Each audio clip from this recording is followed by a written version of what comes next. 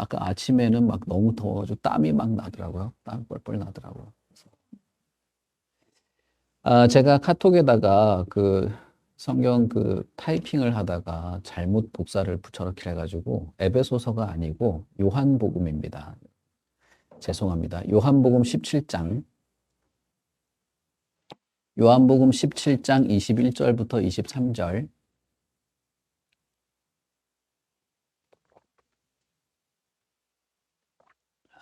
우리 한 군데 찾아보고 또 한 군데 더 찾아보도록 하겠습니다. 먼저 요한복음 17장 21절부터 23절. 우리 다 같이 읽겠습니다. 아버지여, 아버지께서 내 안에, 내가 아버지 안에 있는 것 같이 그들도 다 하나가 되게 우리 안에 있게 하사 세상으로 아버지께서 나를 보내신 것을 믿게 하옵소서. 내게 주신 영광을 내가 그들에게 주었사오니 이는 우리가 하나가 된 것 같이 그들도 하나가 되게 하려 함이니이다. 곧 내가 그들 안에 있고 아버지께서 내 안에 계시어 그들로 온전함을 이루어 하나가 되게 하려는 아버지께서 나를 보내신 것과 또 나를 사랑하심 같이 그들도 사랑하신 것을 세상으로 알게 하려 함이로소이다. 아멘. 우리 한 군데 더 찾아보겠습니다. 요한복음 1장 12절부터 13절. 요한복음 1장 12절부터 13절. 다 찾으셨죠? 우리 같이 읽겠습니다. 시작. 영접하는 자, 곧 그 이름을 믿는 자들에게는 하나님의 자녀가 되는 권세를 주셨으니 이는 혈통으로나 육정으로나 사람의 뜻으로 나지 아니하고 오직 하나님께로부터 난 자들이니라. 아멘. 오늘은 성경을 좀 여러 군데를 참고를 하려고 합니다. 하나님께서 우리의 아버지가 되시고 우리가 하나님의 자녀일 뿐 아니라 남편과 아내, 부모와 자녀, 그리고 상사와 종의 관계 속에서 하나님의 자녀로서의 일반적인 이 에어컨 너무 센가 본데 그냥 시원하게 기침을 하시지. 그것이 결국은 교회에까지 연결되는 그런 내용이라고 말씀을 드렸습니다. 특별히 하나님이 자신을 아버지로 계시를 하시고 우리를 자녀로 한 이후에 부부와 부모 자녀의 관계를 통해서 그리스도와 교회의 관계까지 확장하는 것을 통해서 볼 때 하나님은 우리를 창조하시고 그리스도 안에서 구원하실 때 특별한 인격적 관계 안으로 우리를 이끌어 가신다는 것을 우리가 알 수 있습니다. 그것은 무엇이냐 하면 하나님과 구원받은 우리를 단순히 어떤 구원을 베푸시는 구원자, 구원을 누리는 어떤 피구원자 그런 관계가 아니고 하나님 아버지와 하나님의 자녀인 가족 관계, 그러니까 가정으로 비유가 될 수 있는 그런 가족 관계로 우리를 이끌어 간다는 것을 이제 우리가 알 수 있는 것이죠. 이건 인격적 관계 안으로 우리를 이끌어 간다라고 할 수 있는 겁니다. 그러니까 여러분 우리가 예수를 믿고 구원을 받는다, 천국에 간다는 것은 하나님과 어떤 가족 관계를 맺게 되는 인격적 관계를 가지게 된다는 것을 말하는 것이기도 합니다. 그런 면에서 교회가 가정의 확장, 어떤 가정의 확장된 개념으로서의 어떤 교회라고 볼 때 교회는 어떤 면에서는 하나님과 인격적인 관계를 누리는 하나님과 이 가족 관계를 누릴 수 있는 어떤 좀 더 이렇게 뭐랄까요, 좀 더 확장돼서 말하면 이 교회가 어느 부분 천국의 모습을 가지고 있다고 할 수 있는 겁니다.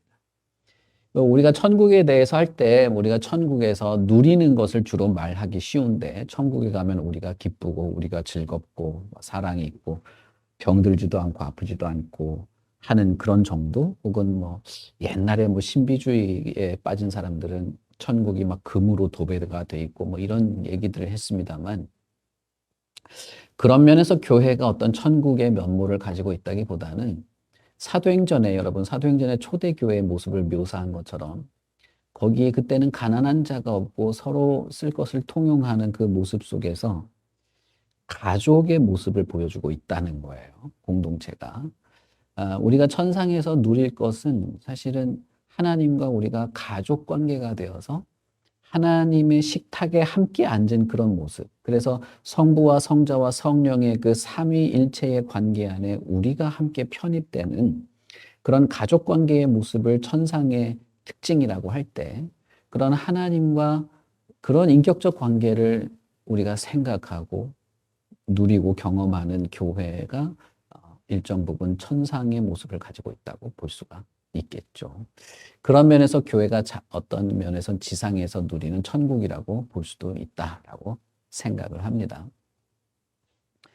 그런 일련의 이 내용들을 생각해 볼 때 하나님께서 우리의 아버지가 되신다라고 할 때, 그러면 반대로 생각하면 신자, 하나님을 아버지로 생각하는 신자는 하나님으로부터 태어나는 것이다. 의미상으로 태어나는 것이다. 이렇게 볼 수 있겠죠. 그래서 요한복음 1장 13절에 보시면 영접하는 사람, 다시 말하면 그 이름을 믿는, 예수를 믿는 자들은 하나님의 자녀가 되는 권세가 있는데, 이는 혈통이나 육으로 사람의 뜻으로 난 것이 아니라 오직 하나님께로부터 난 것이다. 이렇게 말하는 것이죠. 그러니까 신자, 믿는 사람은 하나님으로부터 혹은 하늘로부터 난 사람이다라고 볼 수 있겠습니다. 그러니까 단순히 하나님이 우리를 양자 삼아 줄게로 끝나는 것이 아니라 너를 낳았다, 혹은 우리는 하나님으로부터 낳아졌다, 하늘로부터 태어났다, 이렇게 표현하기도 한다는 것입니다. 요한복음 3장 3절을 보시면 예수께서 대답하여 이르시되 진실로 진실로 내게 이르노니 사람이 거듭나지 않으면 하나님의 나라를 볼 수 없다. 이렇게 말했죠. 니고데모에게 한 말이죠. 다시 나야 된다는 거예요.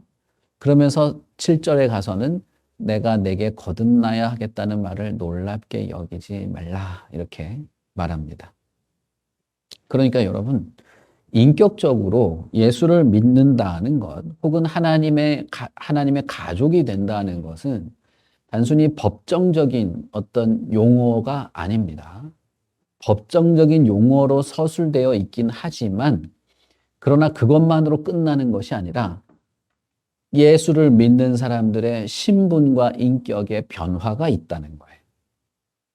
신분은 내가 하나님의 자녀가 된다는 것이고, 인격적으로도 하나님으로부터 나아진 자로서 하나님과 가족 관계를 누리는 그런 새로운 인격적 관계를 누리는 것입니다. 물론 이것의 근거는 법정적인 어떤 그 결정에 있어요. 우리가 뭐 이렇게 내 자신은 변하지 않았더라도 우리 일반 사회에서 법적으로 뭔가가 이렇게 결정되면 결국 그 법적인 틀 안에서 우리의 삶이 바뀌는 거 아니겠습니까? 그런 것처럼 하나님은 우리를 자녀 삼아 주십니다. 그러나 삼아 주는 그 정도로 끝나는 것이 아니라 실제로 성령의 능력을 통해서 우리는 하나님의 자녀로 거듭나게 됩니다. 하나님으로부터 나아지게 되고, 요한복음 니고데모에게 한 말을 본다면 하늘로부터 나게 되는 것이죠. 그래서 실제로 예수를 믿는 참된 믿음이라고 하는 것은 머리의 논리나 어떤 동의, 어떤 교리에 대한 납득 정도로 끝나는 것이 아니고 그 사람의 인격에까지 영향을 미치게 되고 하나님이라고 하는 분과 아버지와 자녀로의 관계로까지 나아가게 되는 것입니다. 야고보서 1장 18절에 야고보 사도가 이렇게 말합니다. 그가 피조물 중에, 여기서 말하는 그는 이제 예수님을 말해요. 예수님은 피조물 중에 우리로 한 첫 열매가 되게 하시려고 자기의 뜻을 따라 진리의 말씀으로 우리를 낳으셨느니라, 이렇게 말합니다. 첫 열매라는 말은 그 해에 처음 익은 곡식이나 열매를 말하는 것이죠. 구약 시대의 사람들은 첫 열매는 전부 하나님께 드렸습니다. 하나님께 제물로 드렸어요. 그게 하나님이 정하신 것이죠. 곡식만 첫 열매로 이렇게 드린 것이 아니고 그 땅에서 수확한 모든 것, 그래서 짐승의 첫 새끼, 그리고 사람의 첫 아들, 첫 이제 자녀도 하나님께 드렸습니다. 물론 사람을 제물로 드린 것은 아니고 제물을 대신해서 드리지만 의미는 이 첫 번째 자녀가 하나님의 것으로 하나님에게 드리는 것으로서 이렇게 하게 되죠. 그것은 이 땅에서 수확하는 모든 결실이 하나님의 것임을 인정하고 감사한다는 의미를 가지고 있습니다. 그래서 우리가 여러분 헌금을 할 때도 헌금은 여러분 어떤 규정에 따르는 행위라고 생각하시면 안 되고, 그래서 그것을 할 수 있도록 규정을 만들고 어떤 이 교회에 오는 사람들의 어떤 행동 패턴을 일정하게 이끄는 어떤 이런 동선을 만들어서 드려지는 그런 게 아니고, 헌금은 감사의 마음이 근본적으로 있는 거예요. 그 감사의 마음이 하나님께 이렇게 표현되는 방식으로서 헌금이 있는 것입니다. 이것이 의미가 있고 또 교회를 섬기고 목회자를 서포트하는 면에서도 다 그것이 의미가 있긴 하지만 어쨌든 근본적인 의미는 감사가 있는 것입니다. 이 첫 열매를 드리는 것도 감사의 의미가 있는 것이죠. 그러나 이 첫 열매는 단순히 감사의 의미만 있는 것은 아닙니다. 이 구약에는 그렇게 첫 열매를 드리는 것으로 계속 반복했지만 그것이 실제로는 신약에 와서 어떤 의미로 하나님께서 반복하도록 하셨는지를 그리스도 안에서 밝히시는데, 그것은 부활하신 예수 그리스도를 첫 열매로 상징적으로 보여줘요. 그래서 구약에서 그 수백 년, 수천 년 동안 첫 열매를 수확해서 할 때 그것은 결국 예수 그리스도가 부활의 첫 번째, 그래서 첫 열매로서의 예수 그리스도, 그래서 그 이후로 첫 열매가 맺혔으니 이제 그 다음 열매도 추수할 수 있을 것이라고 하는 확신과 기대를 가지게 되는 것이죠. 그래서 예수 그리스도가 부활하신 것처럼 우리도 부활하게 될 것이라고 하는 것을 바라보게 하는 그런 영적인 의미였던 것을 우리가 이제 신약에 와서는 알게 되는 것입니다. 여러분, 우리가 이제 직장 가서 첫 월급 받으면 첫 월급은 하나님 거야, 이건 하나님께 드려야 돼 하면서 이렇게 하는 경우가 있지 않습니까? 그것도 그냥 무조건 하나님 거야, 그래야 돼, 그렇게 하기보다는 의미를 잘 생각하시면서 하시면 좋겠어요. 근본적으로 하나님에게는 돈이 필요 없습니다. 그리고 온 우주가 다 하나님의 것이에요. 이것만 하나님의 것이 아닙니다. 그러니까 여러분, 감사하는 마음이 우선 있어야 돼요. 그런 것을 이해하고 생각하고 묵상하면서 감사의 마음이 있는데, 사실 그것은 더 나아가서 예수 그리스도의 부활을 바라보게 했고, 추수를 할 때 올해에 가장 먼저 추수한 열매는 사실 그 이후에 추수할 일주일, 이주일 지나가면서 열매들이 쭉 딸려 있는 것이죠. 그래서 첫 추수라고 하는 것은 결국은 이후에 이어질 모든 추수의 보장이 되기도 하는 것이어서 예수 그리스도가 부활의 첫 열매, 우리도 그 열매가 될 수 있다고 하는 보증이 되는 것이기도 한 겁니다. 그래서 야고보서에서 우리도 첫 열매가 되도록 하시려고 그는 말씀으로 우리를 낳았다라고 말하는 것입니다. 자, 그러니까 여러분, 하나님이 우리를 낳았다, 혹은 신자는 하늘로부터 낳는 것이다 라고 할 때 그것의 좀 더 구체적인 의미는 무엇이냐 하면 예수 그리스도의 복음의 말씀을 통해서 우리가 나아지게 된다는 것이죠. 그래서 단순히 어떤 감정, 난 나아진 것 같아, 그런 감정이 그런 것이 아니라 하나님은 예수 그리스도 안에서 우리를 낳으시는데, 그래서 하나님이 낳았다 혹은 하늘로부터 낳았다라는 표현을 쓰시는데 그것은 성령의 역사입니다. 성령의 능력인데 그 방법은 진리의 말씀으로 우리를 낳으신다는 것입니다. 그러니까 여러분, 이제 좀 더 이제 이 이런 것들을 다 연결하자면 성경에서 말하는 믿음이라는 것이 무엇인지 아시겠죠? 성경에서 말하는 믿음, 예수를 믿음이라는 것은 예수 그리스도의 말씀을 듣고 그 말씀을 이해하고 깨달아 가면서 예수 그리스도를 하나님의 아들이자 나의 구주로, 나의 구원자로 믿고 인정하고 받아들이게 되는 것을 말하는 것입니다. 그러니 첫 번째 믿음은 말씀을 들음에서 시작하게 됩니다. 듣지 않으면 혹은 들으려고 하지 않으면 혹은 그것을 이렇게 거부하면 많은 어려움이 있겠죠. 듣는 것도 듣고 이해하는 것도 듣고 이해한 것을 내가 인정하고 받아들이는 것도 사실상 모두가 성령의 역사 속에 있습니다. 그러나 성령께서 우리에게 들을 귀를 주고 이해할 지성을 열어주시고 그것을 마음으로 받아들이는 그 모든 과정의 대상은 인격을 가진 인간이라는 것입니다. 그러니 제가 여러분들에게 드리고 싶은 말씀, 제가 뭐 늘 반복합니다마는 여러분 예수 그리스도에 대해서 한번 진지하게 생각해 보십시오. 그리고 예수라고 하는 분이 무슨 나한테 협박을 하는지 아니면 나를 범죄에 빠뜨리게 하는지 아니면 다른 사람을 피해를 입히는지 그래서 싫어하고 무시하고 미워하는지는 모르겠지만 예수가 그런 분이 아니고 예수께서 나의 어떤 인간의 깊이에 있는 어떤 악과 죄를 언급하면서 나를 변화시키려고 하고 나를 구원하려고 하시는 분임을 우리가 생각한다면 예수 그리스도를 배척할 이유가 없는 것이죠. 기독교를 싫어하는 사람들 대부분의 어떤 그런 기독교에 대해서 사실 어설프게 알거나 어디서 주워들은 사람들은 사실 좀 이렇게 자기는 기독교를 싫어한다 혹은 예수를 싫어한다 하나님을 싫어한다라고 하면서 반감을 드러내지만 실제로 예수님이 어떤 분인지 혹은 예수를 믿는 게 무엇인지 모르는 경우가 많아요. 대부분은 그냥 교회가 싫다. 교회 다니는 사람이 싫다. 내가 예수 믿는 사람 누구누구 하는데 참 별로더라. 그래서 기독교가 별로다. 이렇게 말하거나 아니면 정말 어처구니 없는 이런 사건들이 벌어질 때 그거를 이 성경을 엉뚱하게 인용하는 정말 상식을 벗어난 사람들의 예를 들면서 그게 마치 기독교 전체인 것처럼 매도를 하는 그런 경우가 있죠.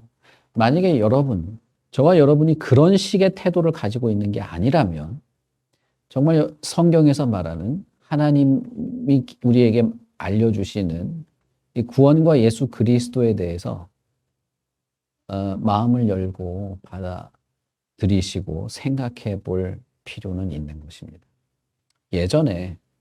제가 예전에 어떤 뉴스에 어떤 젊은 아버지예요. 20대 후반인가 그랬을 거예요. 자기 그 초등학생 4학년하고 아직 7살인가 6살짜리 밖에 된 그 딸하고 아들을 수면제를 먹여가지고 재운 다음에 한강에 던져서 죽인 사건이 있었습니다. 뉴스에 있었어요.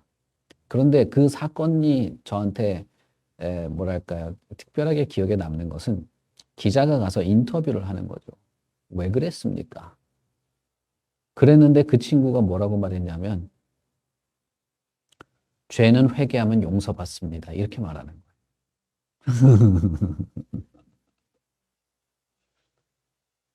여러분 이게 논리만 남은 사람들이에요. 기독교 진리, 기독교 교리는 그런 게 전혀 아니죠. 전혀 그렇지 않습니다. 그런데 죄를 회개하면 용서받으니까 자기는 괜찮다 이 얘기를 한 거예요. 참 제가 한번 그 청년부 예배 때 그 동영상 이 뉴스 동영상 보여주면서 너희들은 어떠냐 물어본 적이 있습니다. 교회를 왔다 갔다 하고 무슨 교리 체계나 논리를 머릿속에 넣어놓고 때로는 내 자신이 좀 그럴듯한 인격을 가지고 살아간다고 해서 그런 게 예수를 믿는 건 아닙니다. 예수를 믿는다고 하는 것은 예수 그리스도가 우리에게 전한 복음 진리의 말씀을 듣고 그 말씀을 알아가면서 예수 그리스도에 대한 신뢰 그리고 그분과 인격적 관계를 통해서 하나님과 가족이 되어서 하나님의 가족으로 하나님의 자녀로 살아가게 되는 것을 말하는 것입니다. 이 땅은 다 의미가 없고 이 땅에서의 삶은 다 그냥 다 불타 없어질 세상이고 나는 천국에 갈 수 있게 됐으니까 됐다. 그런 건 성경에 단 한 줄도 없어요. 성경은 그래서 현재 너가 어떻게 살아야 되냐. 그래서 현재 이 시간에 너가 어떤 마음으로 살아가는 것이 구원받은 자의 모습인가를 항상 물어봅니다. 야고보서도 마찬가지고 요한계시록도 마찬가지입니다. 요한계시록도 여러분 미래의 일을 예견하고 있는 것 같지만 사도 요한이 뭐라고 말합니까? 그러니까 너는 지금 믿음이 어디서 떨어졌는지 지금 확인하라고 말하잖아요. 예수를 믿는다는 것은 그런 면에서 언제나 현재형일 수밖에 없습니다. 내가 10년, 20년, 30년 전에 예수 믿고 회개하고 세례받고 다 했다고 그래서 나는 지금 예수 믿는 사람이라고 그럴 수가 없는 겁니다. 물론 내가 예수 믿는 것을 가짜다 없어졌다 그 말씀을 드리는 게 아니에요. 우리는 예수 그리스도를 믿는다고 하는 것은 항상 하는 거예요.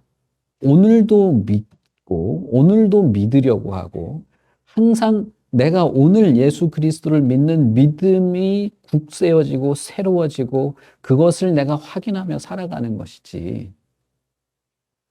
예수를 믿으십시오라고 말할 때 나는 30년 전부터 믿고 있어. 이 말은 교회 처음 온 사람들이 들어야 될 말이야. 이런 말이 아니다 이 말입니다.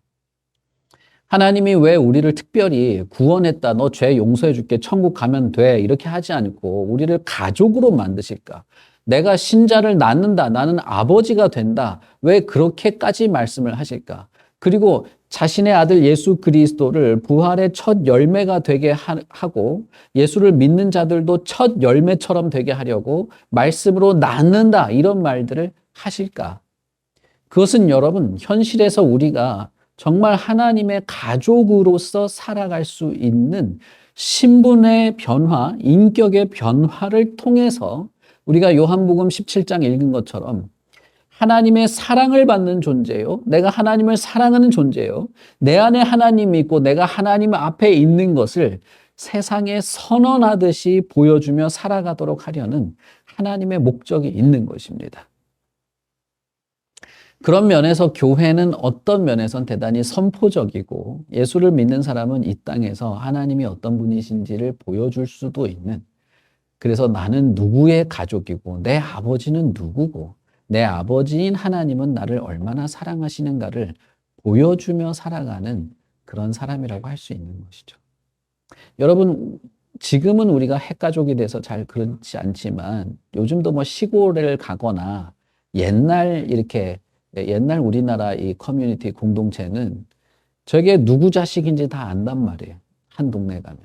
예전에 제가 그 동도교회 있을 때 청년부에서 이렇게 여름에 시골에 가서 여름 성령학교 하는 그런 활동을 몇 년에 걸쳐 했거든요. 근데 마지막으로 갔던 데가 그 마을이 전부 성씨가 하나밖에 없는 거예요. 그 성씨가 그 마을 전체인 거예요. 그래서 다 뭐 형이고 동생이고 삼촌이고 할머니고 그게 그냥 가족 공동체이자 마을 전체인 거죠. 그래가지고 전하는데 거기 교회가 하나 있었는데 교회가 진짜 너무 힘들었어요. 뭐냐면 할머니를 만나가지고 뭐 이불 빨래도 해주고 뭐 마사지도 해주고 교회 한번 나오시라고 하는데 교회를 나가고 싶어. 혼자 있으니까 너무 적적하고 목사님 사모님도 좋고 그래서 교회를 나가고 싶은데 이 마을에서 나만 교회를 가면 나는 이 가족에서 전혀 다른 존재가 되는 거죠. 그러니까 못 나가는 거예요. 참 시골이 그런 면에서 어려운 점이 우리나라가 뭐 얼마 전까지만 해도 그런 게 있죠. 그래서 쟤는 누구 자식이야. 그게 뻔한 거죠. 왜 그러냐 하면 누구 자식 티를 내거든. 그런 거죠. 무슨 말인지 아시겠습니까? 옛날에 우리나라도 교회 다니면 교회 다니는 사람은 티가 났습니다. 저 사람은 교회 다니는 사람이야. 제가 2004, 5년인가 저기 행당에 살 때가 있었습니다. 그때 교회가 개척교회였기 때문에 매일 전도를 하러 다녔어요. 근데 전도를 하는데 한 번은 이게 슈퍼에 들어간 거예요. 너무 힘들고 더워가지고 음료수라도 하나 사 먹으려고 갔는데, 그 슈퍼에 이 동네 처음 이사 온 사람이 그 슈퍼 아줌마랑 대화를 하는데, 이 동네에 갈 만한 교회가 있냐고 물어보는 거예요, 슈퍼 아줌마한테. 근데 우리가 전도하러 왔으니까 가슴이 뛰지 않습니까? 저 사람 요 밑에 역 앞에 이 상가 건물에 개척교회 있다, 좋은 교회 있다, 나 호시탐탐 보고 있는데, 그 슈퍼 주인 아주머니의 말이 장난이 아니었어요. 요 위에 무슨 뭐 그런 교회 있는데 그 교회 같지도 않고, 거기 교회 다니는 집사 우리 여기에 단골인데 그 사람 이혼했고 뭐 이러면서 쫙 썰을 푸는 거예요. 정작 이 슈퍼 아주머니는 교회 다니는 사람이 아니야. 아니지만 다 아는 거예요. 그리고 저 밑에 어디 가면 또 무슨 교회 있는데 거기 목사님이 좋은 분이고, 막 또 거기 사람들은, 거기 교회 다니는 사람들은 다 좋더라, 뭐 이런 말들 쭉 하면서, 가보려면 그 교회 한번 가보시던가 뭐 이렇게 얘기를 하는 거죠. 우리는 사실 못 느낄 수도 있습니다. 그러나 저는 그것이 가족으로서의 어떤 면모라고 생각해요. 누구 아들은 표가 나기 마련이고, 어느 집 어느 애는 보면 누군지 안다고 말했던 그런 것과 비슷한 것입니다. 하나님의 자녀 혹은 하나님의 가족으로 살아가는 것은 하나님에 대해서 느끼게 할 만큼 영향력이 있는 겁니다. 교회에 어떤 영향력이 있겠는가? 그것은 교회가 결국은 하나님을 머리로, 예수 그리스도를 머리로 하는 그의 몸된 지체로서 교회가 하나의 가족 공동체이고, 하나님과 가족을 맺은 형제들, 자매들이 모인 곳이기 때문에 이 교회 또한 가족으로서 하나님을 드러낼 영향력을 가지고 있는 것입니다. 왜 우리가 교회에서 형제요, 자매라고 부릅니까? 그것은 우리를 낳으신 분이 하나님이시기 때문이고, 우리가 다 한 하나님으로부터 나아졌음을 믿기 때문이죠. 그것은 단순히 비유적인 표현이거나 우리끼리 그냥 듣기 좋으라고 하는 말이 아니라, 이것은 성경의 내용입니다. 신자는 말씀으로 나아지는 것이고, 예수님의 표현대로라면 물과 성령으로 태어나는 것입니다. 이렇게 신자는 믿음을 통해서 생명을 얻고 하나님의 자녀라고 하는 신분, 정체성을 얻게 됩니다. 예수님이 니고데모에게 뭐라고 말씀하십니까? 하나님이 세상을 이처럼 사랑하사 독생자를 주셨으니 이는 그를 믿는 자마다 멸망하지 않고 영생을 얻게 하려 하심이라 라고 말하죠. 요한복음 20장 17절에서 예수님은 이렇게 말합니다. 나를 붙들지 말라. 내가 아직 아버지께로 올라가지 아니하였노라. 너는 내 형제들에게 가서 이르되 내가 내 아버지 곧 너희의 아버지 내 하나님 곧 너희의 하나님께로 올라간다 하라 하시니, 이렇게 말씀합니다. 예수님이 제자들한테 나는 내 하나님께로 간다, 내 아버지께로 간다 라고 하면서 내 아버지 곧 너희 아버지 이렇게 말했습니다. 예수 그리스도께서 부활의 첫 열매가 되시고 우리가 그 뒤를 따르는 부활에 이어지는 열매라고 할 때, 예수 그리스도의 아버지는 우리의 아버지가 되시고 예수 그리스도의 하나님은 우리의 하나님이 되시고, 그런 면에서 예수 그리스도와 우리는 형제의 관계를 맺게 되기도 하는 것이죠. 그래서 교회는, 신자는 독특한 정체성을 가지고 있습니다. 그리스도의 몸이자 그리스도의 형제이자 그리스도의 신부가 됩니다. 이 모든 표현은 다 가족의 표현이에요. 남편이 아내를 사랑하는 것이 그리스도가 교회를 사랑하는 것이라고 할 때, 교회는 결국 그리스도의 신부이죠. 그리스도의 신부라는 말은 직접적으로 성경에 나와 있기도 합니다. 그리고 그리스도께서 나의 아버지 곧 너희의 아버지라고 할 때는 우리가 그리스도와 한 형제의 관계를 맺게 되는 것을 말하는 것이죠.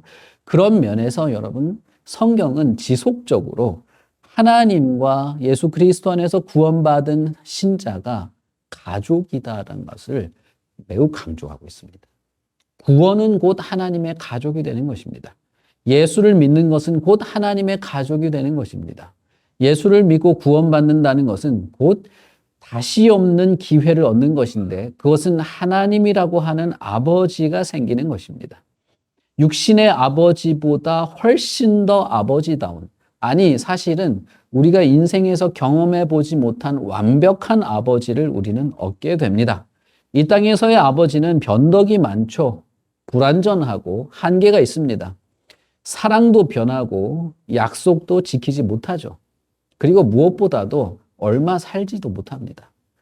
그러나 하나님 아버지는 우리를 사랑하시되 변함이 없고 끝까지 사랑하시고 자신의 약속을 반드시 지키시고 우리의 모든 것을 알고 모든 것을 받아주실 뿐 아니라 무엇보다도 우리의 인격을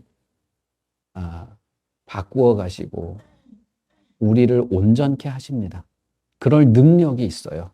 그리고 그분은 영원하신 분이 되시는 것입니다. 그러니 여러분,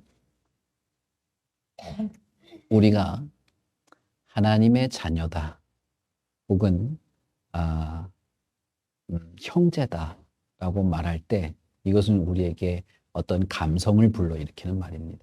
단순히 그냥 입에 붙어서 하는 말이 아니고 어떤 감성을 불러일으키는 거예요. 여러분, 우리가 이제 조직신학을 통해서 하나님이 어떤 분인지 이렇게 성경의 내용을 살펴보고 있잖아요. 하나님은 우리와 질적으로 다른 분이에요. 너무나 영광스럽고 크고 위대한 분이에요. 우리가 범접할 수 없어요. 이해조차 하기 어려운 분입니다. 우리가 이해하기 어렵기 때문에 하나님에 대해서 무시할 수 있을지는 몰라도 하나님은 우리와는 완전히 차원이 다른 어마어마하게 크고 영광스러운 분입니다. 그런데 그 하나님이 우리에게 너무나 친밀한 아버지가 되신다. 여러분들 느끼셨는지 모르겠지만 조직신학의 그 실론 앞부분을 보면 우리는 하나님과 몇 수억만 광년 떨어져 있는 존재처럼 느껴져요. 그래서 어떤 신학자는 하나님은 우리가 알 수 없기 때문에 우리는 하나님을 알려고 할 필요가 없다라고 말한 신학자도 있습니다. 이단이죠. 이단이긴 한데. 그러나 하나님은 우리의 아버지, 우리가 하나님의 가족이라고 할 때는 완전히 바로 옆에서 붙어 있는 느낌이 있죠. 집에 가면 언제나 볼 수 있고, 뭐든지 말할 수 있고, 뭐든지 요구할 수 있고, 내가 뭘 해도 품어주고, 나에게 필요한 모든 것을 알고, 완전히 채워줄 수 있는 그런 아버지가 있는 거죠. 그런 면에서 여러분, 우리가 예수를 믿는다, 혹은 교회 공동체 안에서 우리가 하나님을 알아간다라고 할 때 이것은 참 감성적인 것입니다. 다행스러운 것이고 이것은 우리의 마음과 우리의 인생을 의지할 곳이 생기는 것이기도 합니다. 우리가 자라나면서 성인이 되면서 이제 부모를 의지하지 않게 됩니다만은 어릴 때를 한번 생각해 보세요. 어릴 때를 생각하면 부모가 있고 아버지나 어머니가 있어서 의지할 수 있다는 것은 사실은 두려움을 극복할 수 있게 되는 것이죠. 그렇지 않습니까? 어릴 때는 불만 꺼져도 무섭고 주변에 아무도 없고 혼자 있는 것 같아도 무섭죠. 자라나면 그런 무서움은 없어집니다. 그러나 인생이 두려움에서 벗어난 적이 있습니까? 저와 여러분이 두려움이라는 감정에서 완전히 벗어난 적이 있습니까? 없어요. 그럴 수가 없습니다.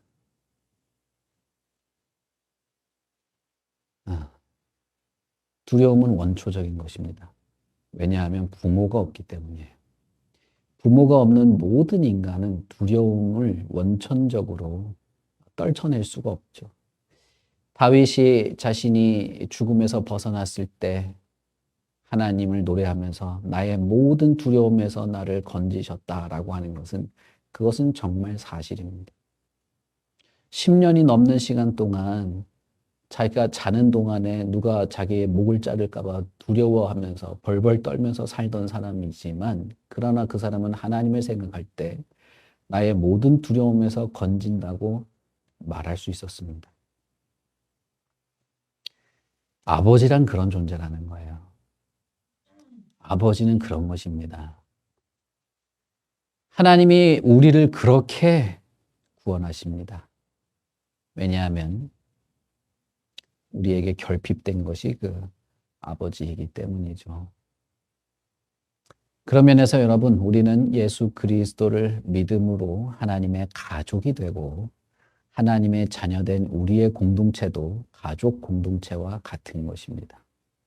그렇다면 우리는 어떻게 사는 것이 합당할까? 이 공동체가 어떠해야 하는 것이 합당한 것인가? 예수님께서 이미 말씀하셨습니다. 요한복음 15장에 예수님은 이렇게 말합니다.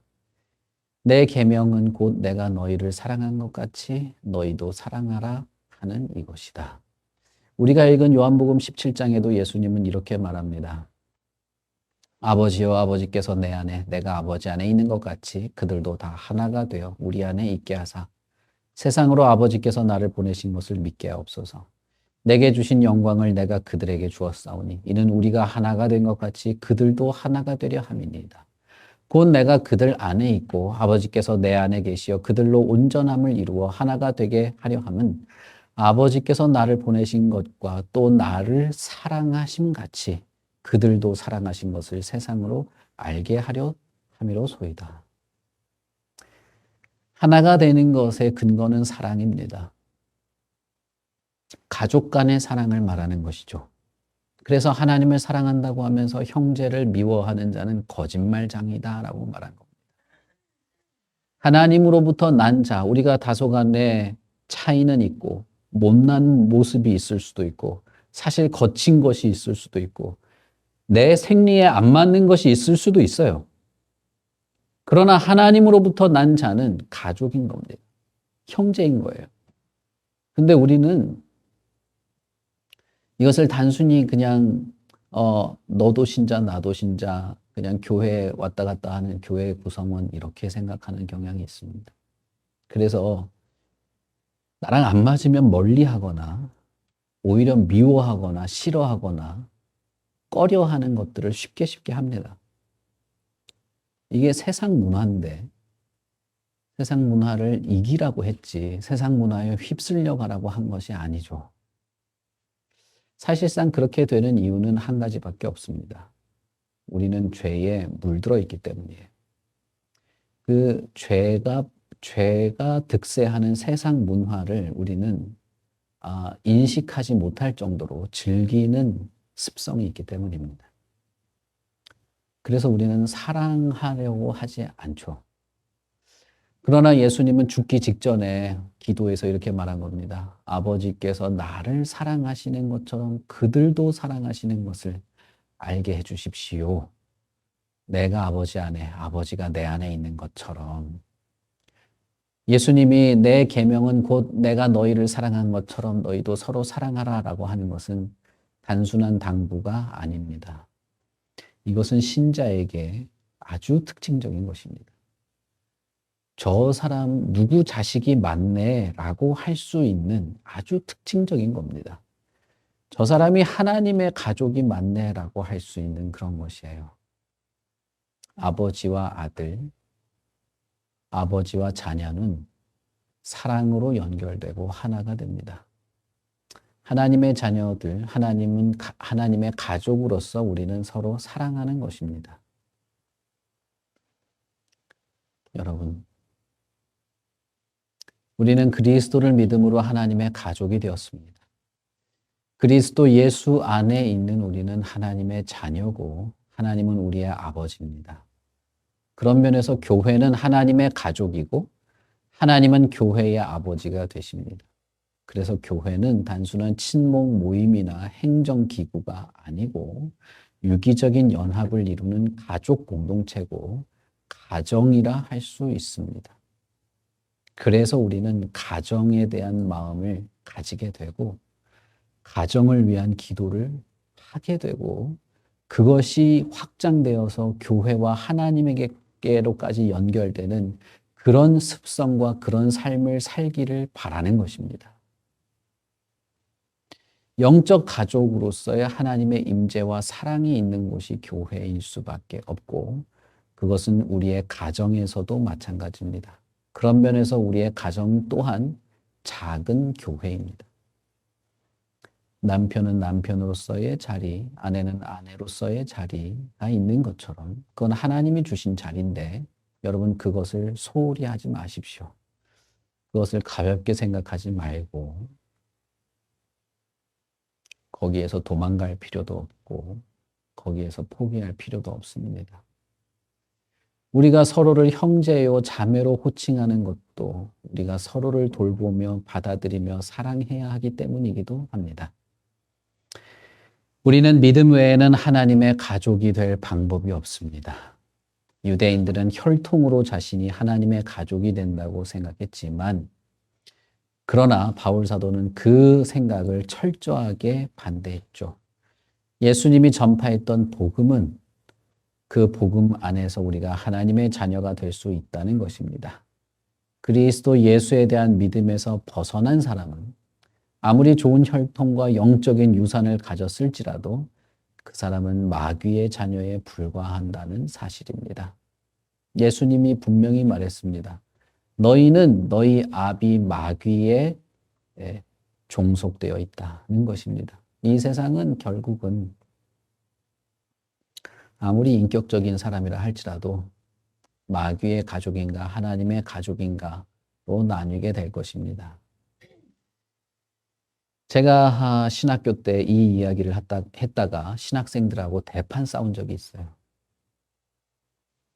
예배를 마치고 내려오면서 제가 그 설교에 너무 감명을 받은 거예요.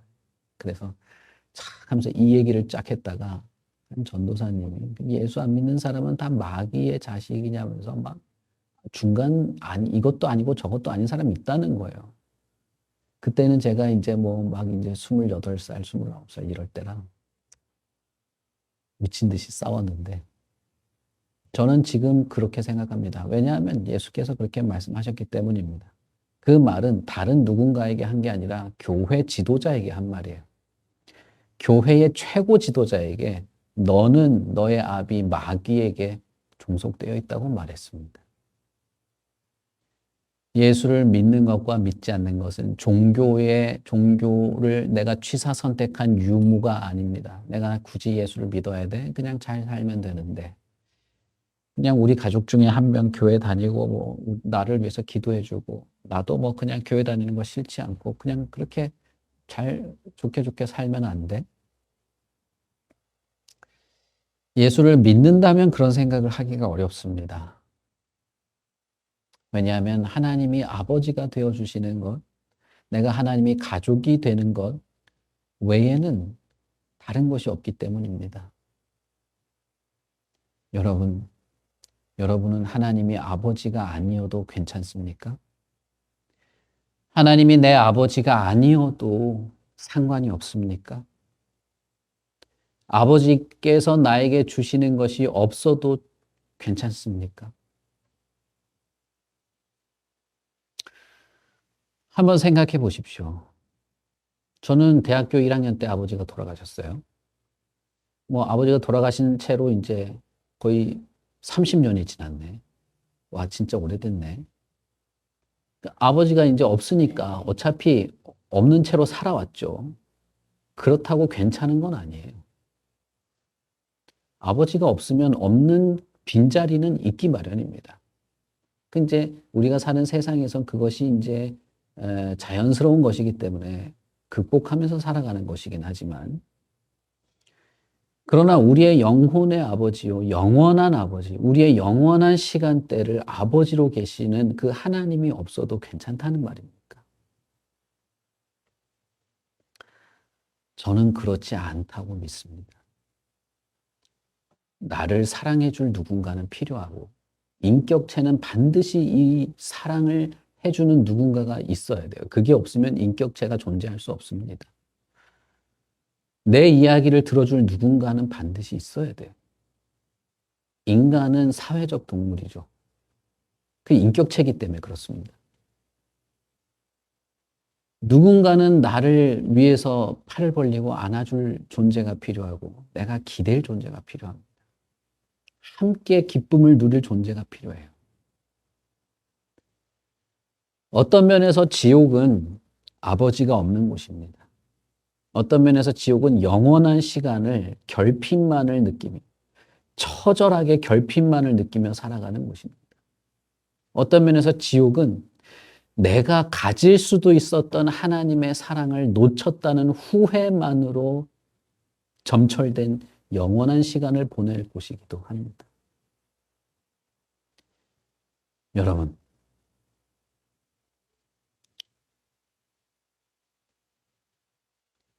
우리는 하나님의 가족이 될 기회가 있습니다. 하나님이 기꺼이 아버지가 되어주신다고 하십니다. 예수께서 기꺼이 나를 위하여 죽으셨습니다. 그리고 그 예수 그리스도를 믿는 아주 작은, 눈에 보이지도 않을 만큼의 아주 작은 믿음이라도 하나님은 인정해 주시고 우리의 인격과 신분을 바꾸어 주십니다. 우리를 연단하고 가르치고 자라나게 하십니다. 그래서 이 땅에 살 때조차 하나님의 가족임을 누리며 살게 합니다. 그 출발이 가정이고 그 출발이 교회입니다. 그러니 여러분, 예수를 믿는 믿음과 우리를 구원하시는 하나님과 우리의 가정과 교회는